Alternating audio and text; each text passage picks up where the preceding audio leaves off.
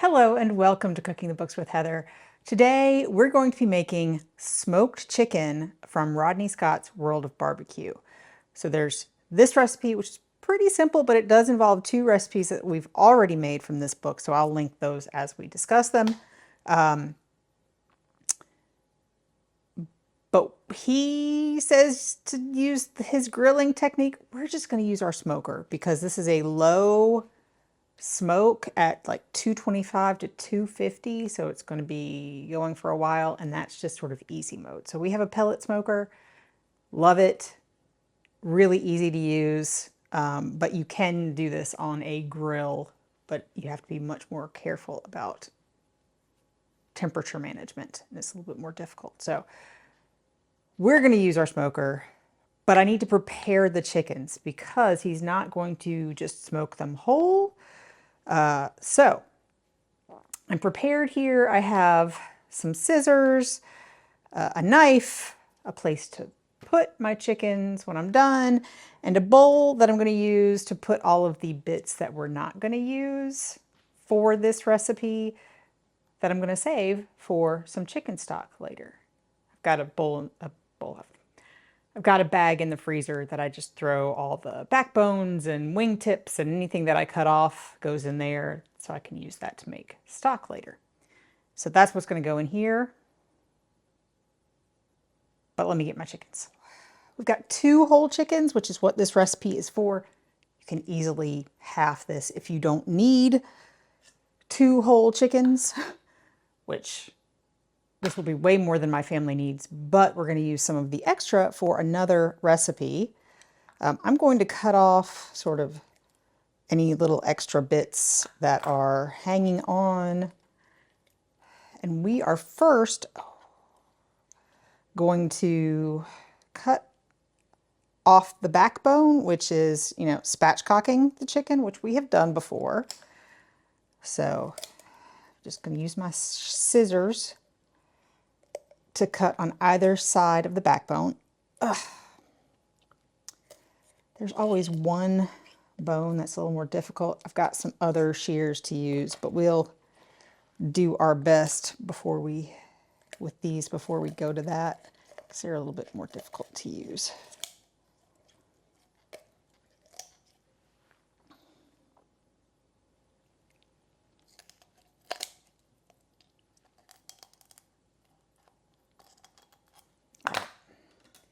So for the really tough ones, I'm going to use these scissors.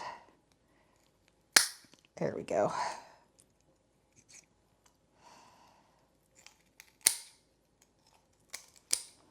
There we go. That's a great bit to make stock with. And now, a little bit of something. We are going to slice this through the breastbone to make 2 halves. And we're going to cook these in halves. So I've got a regular knife, and I'm just going to cut down the middle of the breast and cut through that bone and all of the meat. I'm going to get my cleaver, but we'll see. Hopefully. There we go. So now I have one. Pulling off any feathers. He still has feathers. So these are supposed to be small chickens, like around, I think he says 3 to 4 pounds each. It's hard to find those chickens in my area. I don't know about where you live. So these are, I think, they're the smallest ones I could find at my store when I was there. They're maybe about 5 pounds each. I think the total was about 10 pounds, so I guess we'll see if they cook in the same amount of time. I don't know.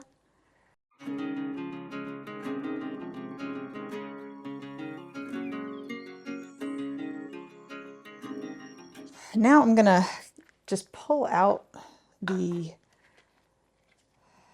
bits that I don't want from, the other one was open, I guess this one's not, from these bags, so I can throw that out. I don't like livers, and they don't make good stock.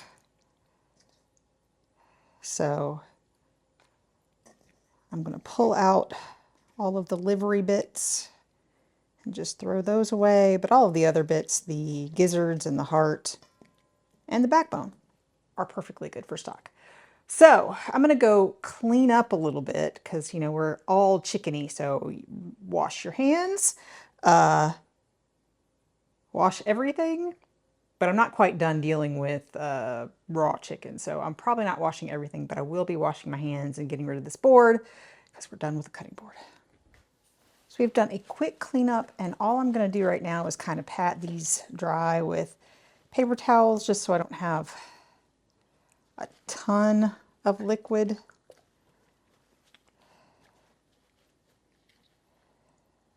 I'm going to turn these, there's some bone there, that's great, upside down so I can season the meat side first.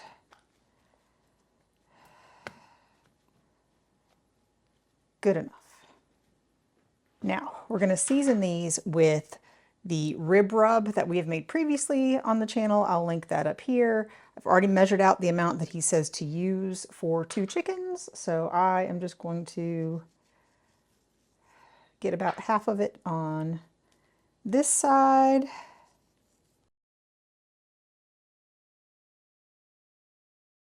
Now we're going to flip these over. I think that works out. Definitely one of mine is a little bit bigger than the other one, so we'll have to make sure we temp the biggest one.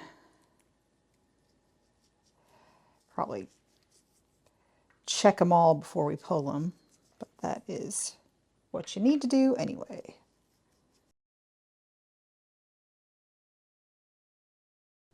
All right, that will do. I'm going to put these in the refrigerator for, I don't know, like a couple hours, just because this is the time that I had today to do this part. You do not have to let these sit in the refrigerator before you cook them with the rub on it. I'm just going to do it because, like I said, that works out for me, and it will be fine. It'll be absolutely fine. So we'll see you at the smoker in a couple hours with our chicken. We are ready to start cooking our chicken. It's going to take, he says, about 2.5 hours total. We'll see. Ours might be a little bit larger, but we've got our pellet smoker set to 250. He says try to maintain between 225 and 250 for the entire time. So I'm going to put these on the grill bone side down. So this is difficult. Try to use these. We'll see. Yeah.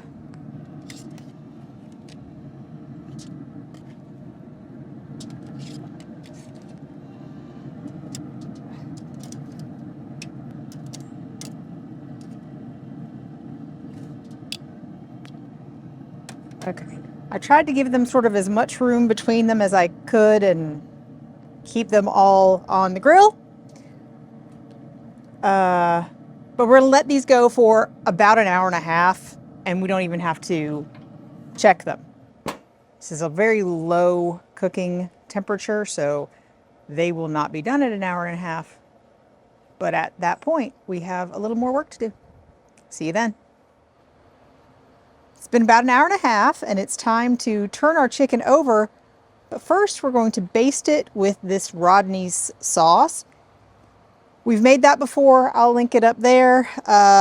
He says we'll need more than this, but this is almost all that we have. So hopefully we don't need quite as much as the recipe says, but we'll see. So I'm going to baste the skin side first, and then we're going to turn it over and baste the other side.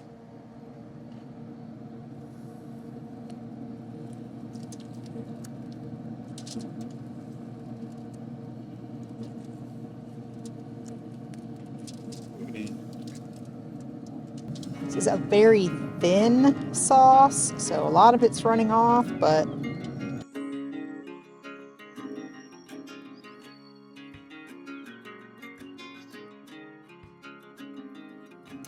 so now we're going to turn them over.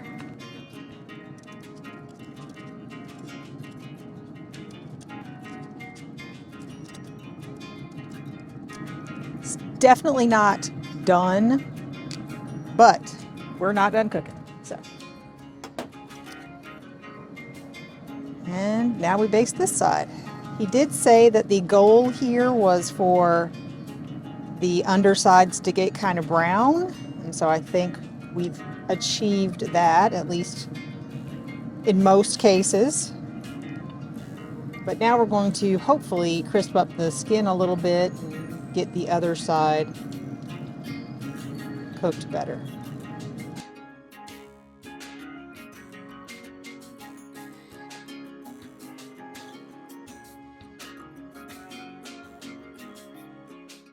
All right, so now we're going to close it back up and keep this going for about an hour, or until, now he says 165 in the thickest portion of the thigh. I know we like our thighs, our dark meat, done a little more like 185, and it will carry over cooking, so I might be looking at more like 175 on that, but we'll see what I think when we get there. So I'm probably not going to start checking this for about an hour, because I think we have at least that long before they're done. So we'll see you back in about an hour to check the temperature. Our chicken has been cooking for an hour since we turned it over, so now we're going to check its temperature. Yes, it is fully dark because it is November, and yes, I am in short sleeves because it is not cold out yet. So I'm going to pick this one because it seems to be one of the larger ones. We're going to try to get into the thigh, and we're at about 160 there, so that's not too bad. About the same there. Check the breast over here. 155. All right, so we're going to let these go for like 15 more minutes. While I have it open, though, we are going to be mopping these at least one more time, but I'm going to go ahead and mop them some, use some more of this. And then can't decide if I want to turn them over again at this point, but I don't think so. I think we're going to leave them like this for right now.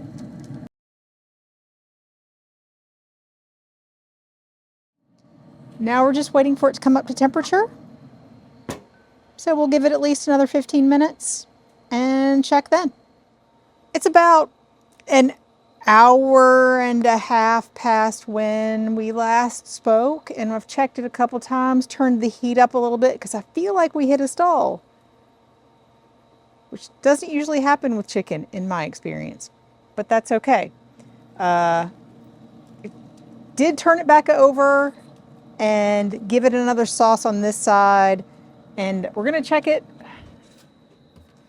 just to be sure, but I think that we are good now. Yeah, we're at like 180 there. This one is a little low, so I might throw that one in the oven just to finish it off, but it will supposedly go up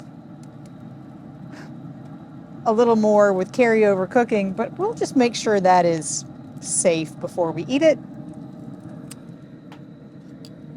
This one was the only one that was a little questionable previously, so we're going to pull this up and we're going to let it sit for about 5 minutes, he says, before we carve it and eat it. So we will show you what it looks like and let you know what we think in just a minute.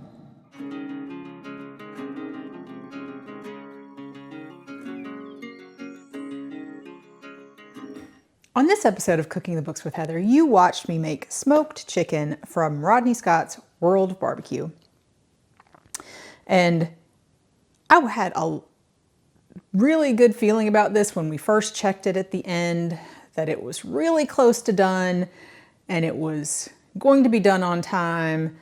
Well, within a decent margin of the time that the recipe said and when I expected to be eating dinner. And then the chicken seemed to kind of stall, which happens a lot with larger pieces of meat. With ribs and brisket, you kind of expect a stall in the sort of 150 degrees range. But I checked it at 15 minutes after when I originally checked it, and the temperature hadn't really gone much of anywhere. So I think we ended up cooking it an extra hour and 15 minutes-ish. So that was a little annoying. My chickens were a little bit bigger than he says to use in this recipe, which obviously will change the cooking time, but I didn't expect it to change it quite that much. Also, I think I could have used more of the rib rub.